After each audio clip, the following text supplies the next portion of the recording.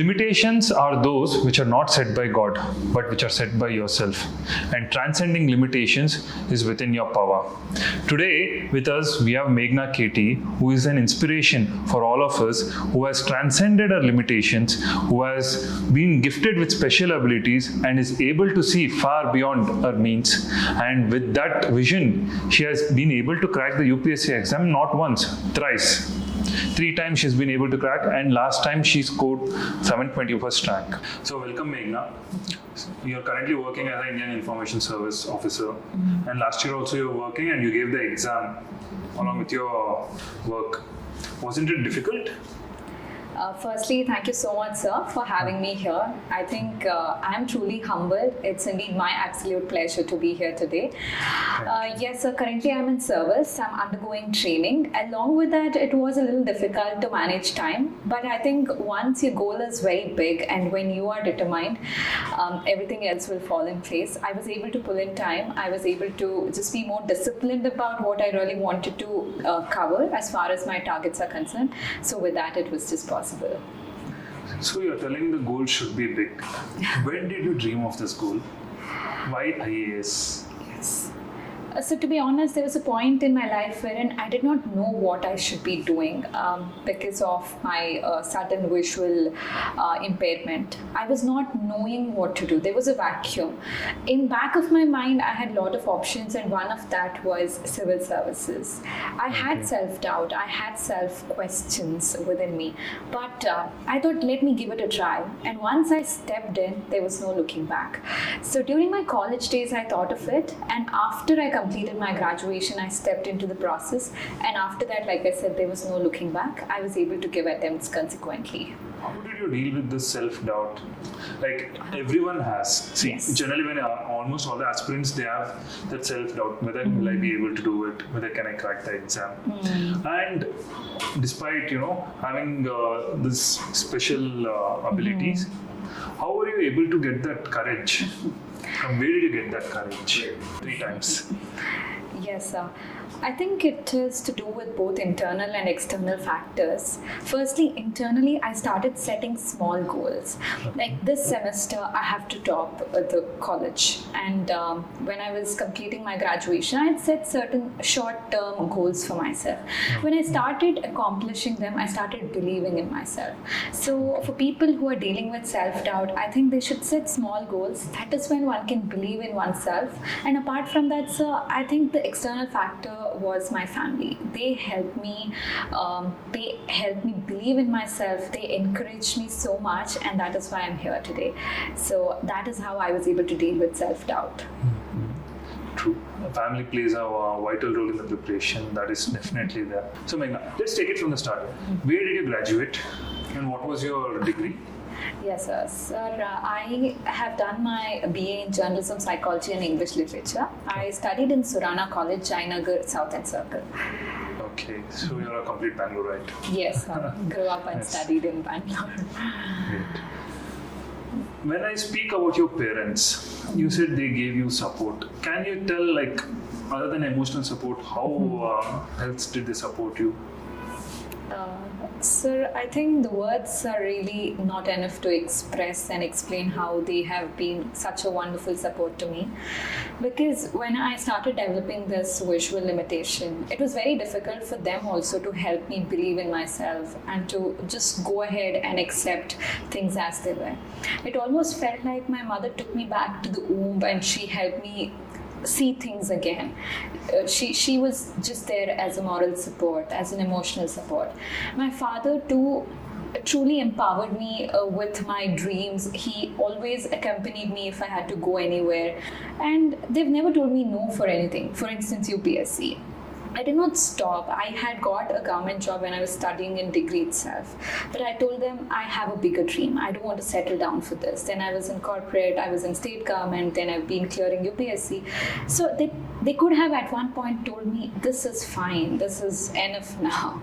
But they're like, if you really are interested, we'll support you. You can do anything. So that's the kind of support that I have received. Definitely, yeah, it's wonderful. Consecutively, you've been clearing so many exams. You had been working, then you cleared the state exams, then you cleared the UPSC exams. Definitely, without such solid moral support, it's very difficult. Yes, sir. And that's definitely there. And I would like to add here, sir, I keep repeating this. It's not only me who gave UPSC, it's my entire family, because my father used to always be there to help me go to classes, to commute. He was just there. My mother used to read for me Kannada literature. She used to read all the novels because it's more nice to listen to a human voice than my software. My sister would write my answers. Mains requires a lot of answer writing practice.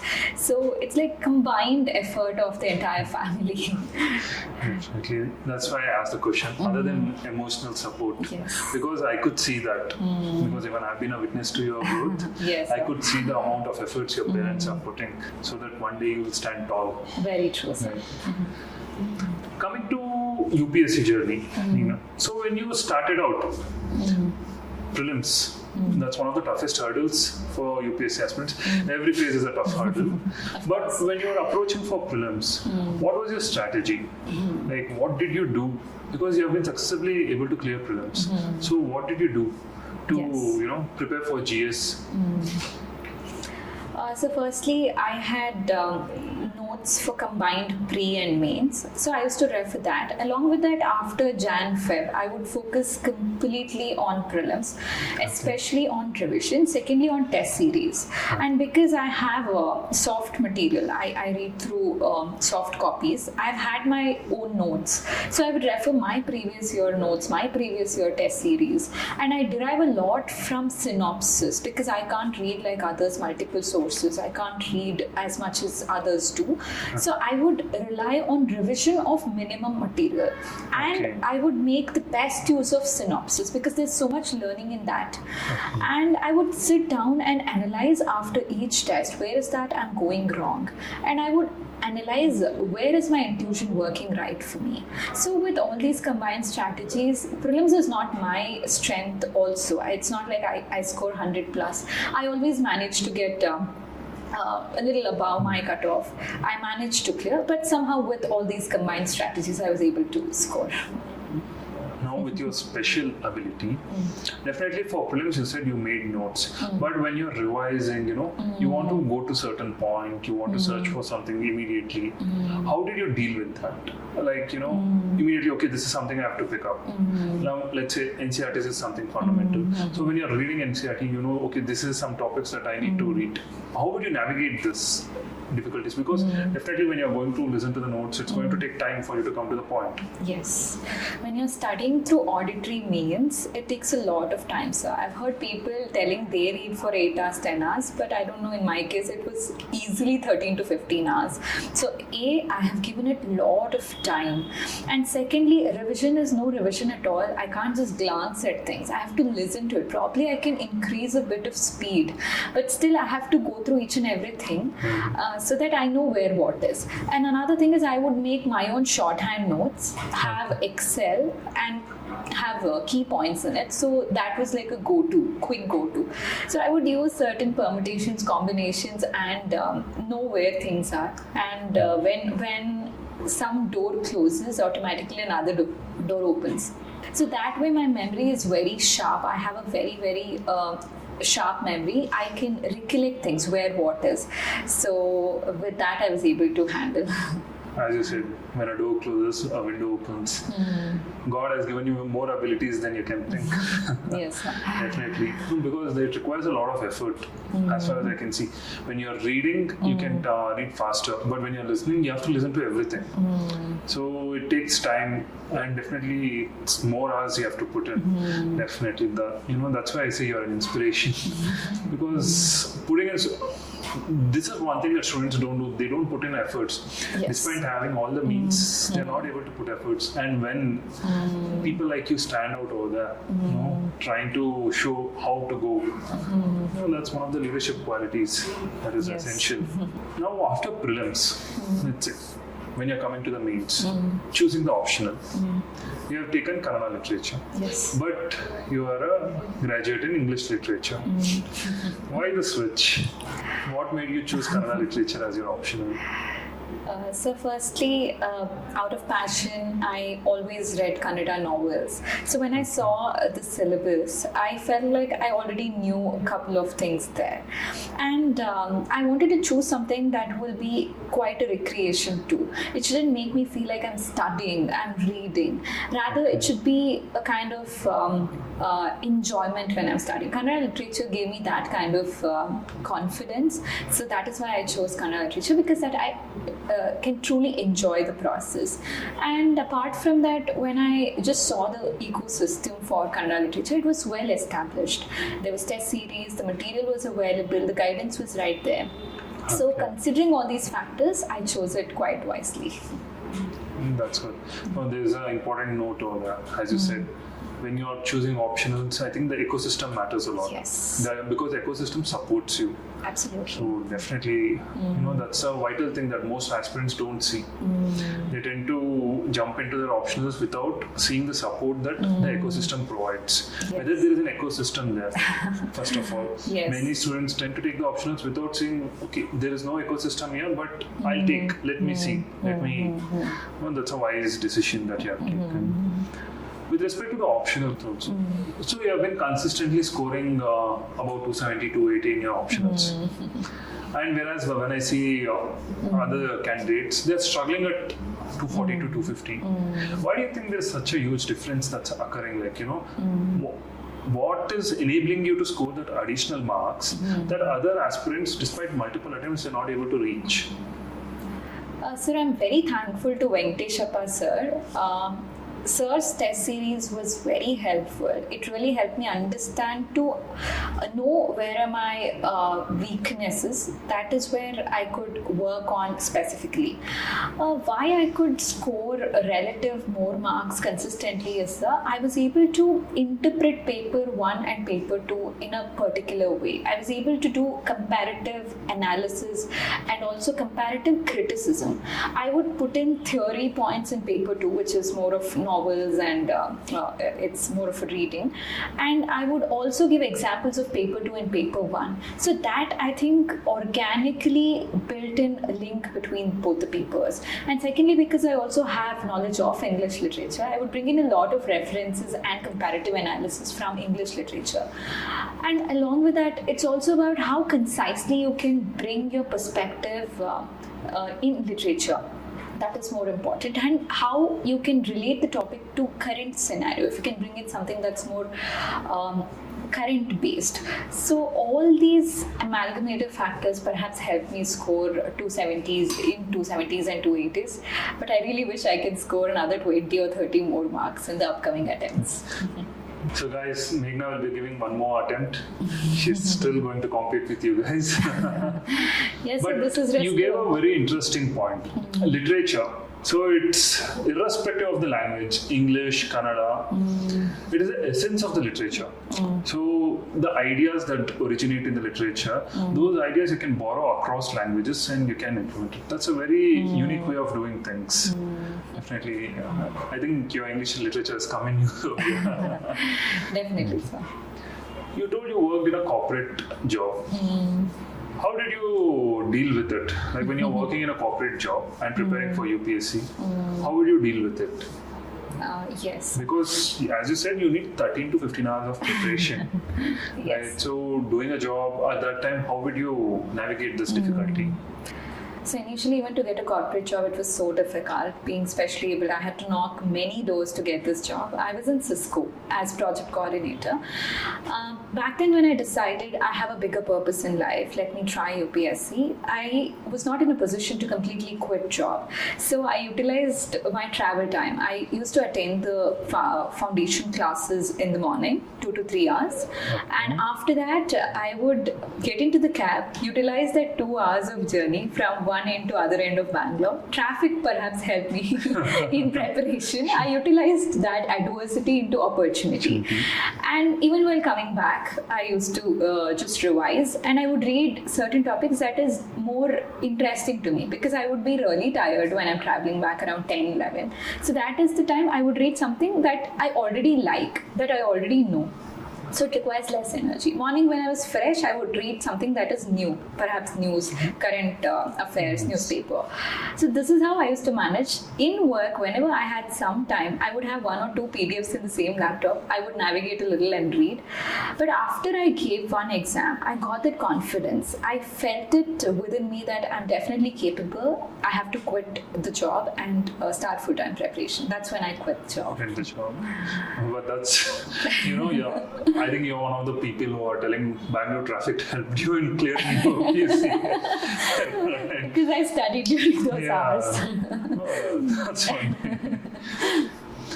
When you come to your mains preparation, so for the GS subjects and essay, especially for essay, how would you go about? What was your strategy for essay? Yes, sir.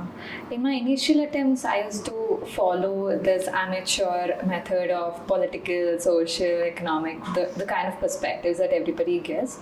But now, after giving multiple attempts, my writing has evolved. I started with a poem based on the topic. In the second essay, I usually started with an anecdote. It can be interchanged depending upon the topic and how I'm able to emote with words on a particular day. And then I organically take it, not precisely restricting it into these perspectives that I mentioned, like social economic. I do bring in that, but I don't make it artificially look like I'm giving this perspective. I take it in a very organic way. I give a counter narrative to it and a way ahead in a very, very optimistic way, and perhaps mentioning all the schemes, committees there. So this is how I write my essays. Yes. No, that's a good strategy. Most of the students do the same mistake. In essay, they tend to make it artificial.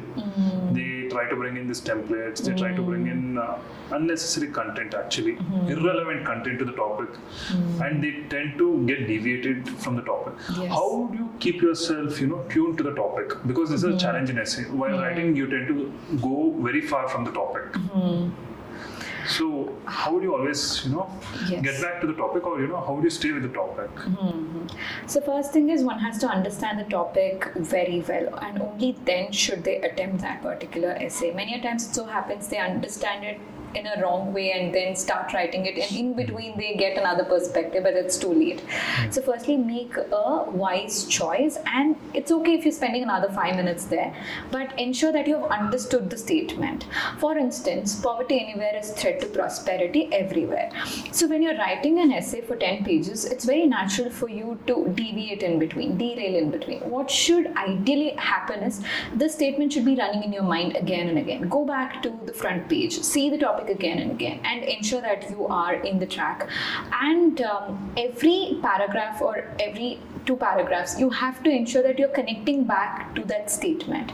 So you're talking about poverty, and at the same time, your connection should be how is it threat to prosperity anywhere. So if you're just keeping your thoughts intact, going back to the statement again and again, you won't deviate much.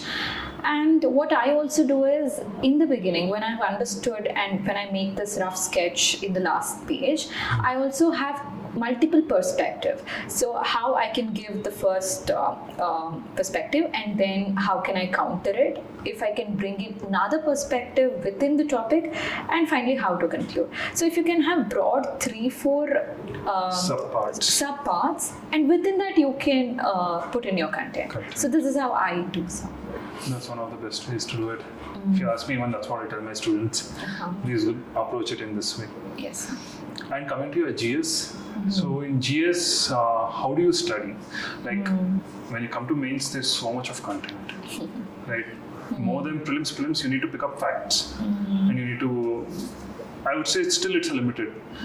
When you come to mains, there is so much of data you have to collect, and how do you organize your answer? Yes. Sir, I used to organize my content when I wrote my notes, when I used to make shorthand notes topic wise. So for revision, it was more easier for me, and all the committee related data, all economic survey related data, it was all in a particular fashion wherein it was just easily available to me. At times, it's also about how you place your content. Your memory remembers how you have placed it. So what I would suggest aspirants is organize your notes very very well. That helps your revision. Indeed, that helps you to recall on the D-day of exam. So I would organize it, sir. And answer writing, again, like I say, I would divide it into multiple parts. Like the question, of course, is not unidimensional these days. So based on the dimensions, I would divide the question and I would give multiple perspectives and dimensions within that part. So this is how I addressed answer writing. That's a nice way. As I repeat. Coming to the next part of preparation, interview. I'm sure you would have done very well in interview because you have the skills which is very much visible. You speak eloquently, but still, that fear factor comes in, the pressure comes in when you're going to the interview. How do you deal with the pressure when you're going to the interview? Because going and sitting in front of the esteemed members in the board, suddenly, our mouth gets glued. Yes. We barely feel that we can speak anything in front of such esteemed people who have so much of a wide experience. How do you deal with your nerves? Yes, sir. I think courage and confidence comes with knowledge. If you have prepared well, at least to certain well expected and anticipated areas like your TAF and your graduation subject, current affairs, if you have relatively prepared well, I think you will naturally get that confidence and courage. So that is what I did. But beyond that, sir, you never know what the question could be, because anything under the sun could be a possible question. There is an amount of anxiety. That's important to have it as well, because that will push you to perform better. How to get rid of that pressure and fear is perhaps practice. I used to do a lot of self-video recording, and I would ask questions to my own self and answer them. So self-analysis, self-introspection is very, very important.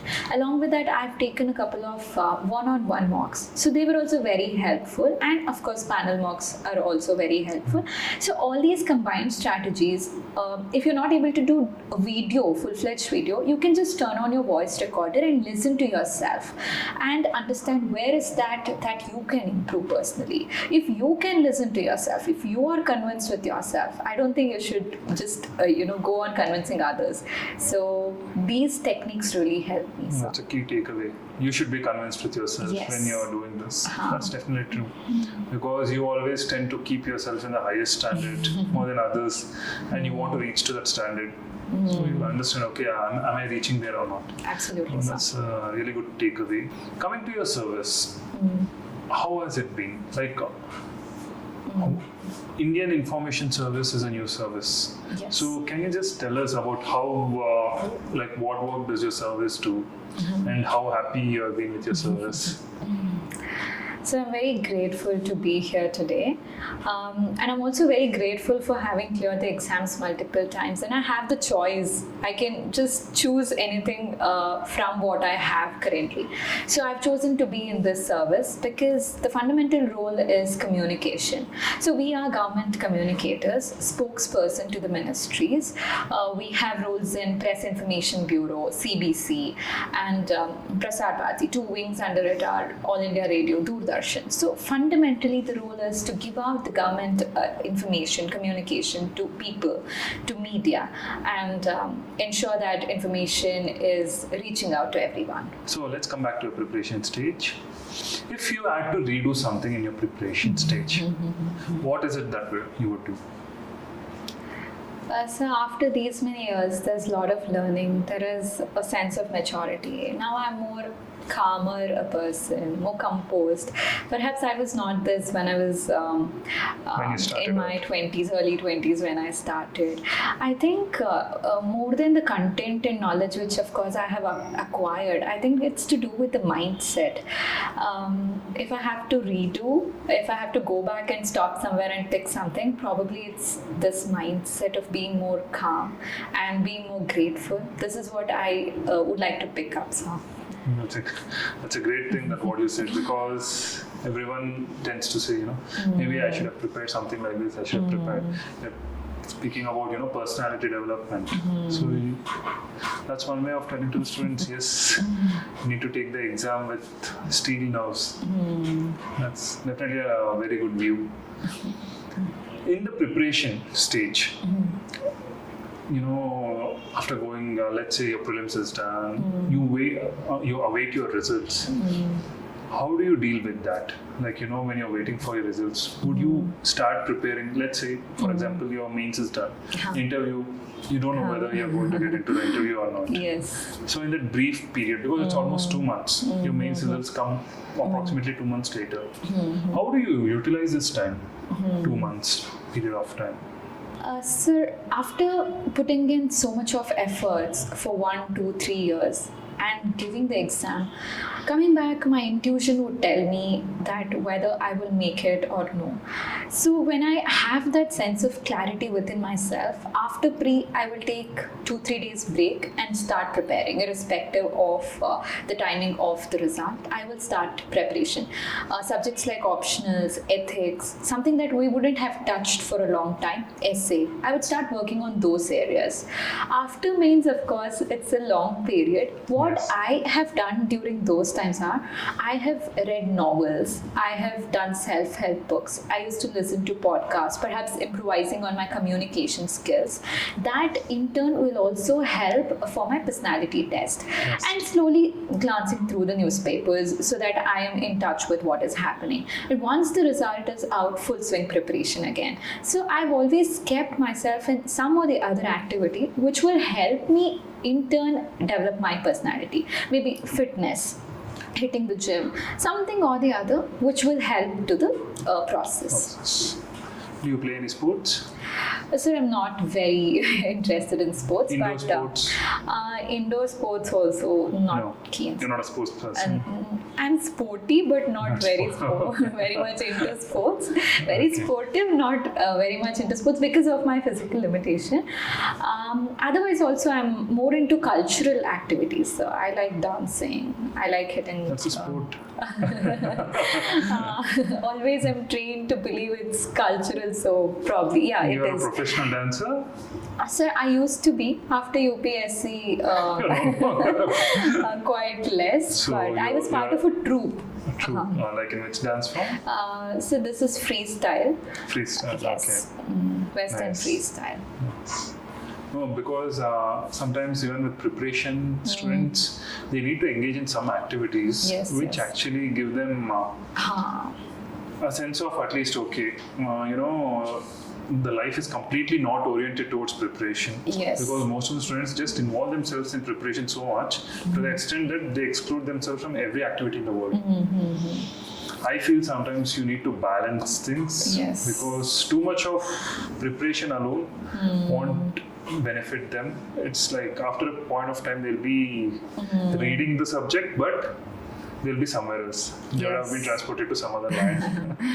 Very true, sir. Because in my initial attempt, I had no time. I remember I used to read the entire day, but my productivity was not that great. Then I realized I'm also putting on a lot of weight. I started going for walks, taking that short break of 1 hour, going for some physical activity, coming back and reading. I realized I'm absorbing content better. So I definitely recommend people, at least who speak to me, aspirants who are in touch with me, get into some physical activity, because the entire day your mental faculties are active. You're sitting in one place, your physique is just idle. You are putting so much of pressure to your mental faculties. 1 hour or 2 hours, it's so important to take some time, keep your mental faculties free and engage your physique. So any kind of sport, like you said, whether it's dance, fitness, gym, whatever, just put yourself into some kind of physical activity. Yes, that's very much vital.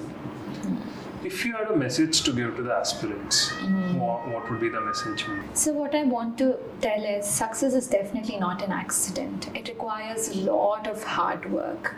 I have realized that more harder I have worked, I've been more luckier. So to be more lucky, one has to work very hard. And apart from that, beyond this materialistic success, one also has to understand what really keeps them happy, what really keeps them peaceful. Understand that and try to enjoy the process. Like you said, it's the journey that's more important. Many times what we do is, if I clear the exam, I will be happy. If I get this service, I will be happy. What if you land there and if you're still not happy? So ask yourself, are you happy today? Are you happy today making this decision? Are you happy today studying this content? Every single day when you enjoy it, every single day when you're happy, every single day when you celebrate, of course success will fall in place and things will chase you. You don't have to chase things. So this is what I would like to tell, sir. That's a very nice message, Meghna. Success is a journey, and you need to walk throughout the journey to reach your goal. And many of the aspirants fail to realize that success is not overnight. It is a journey. It takes time, and they need to put in those hours.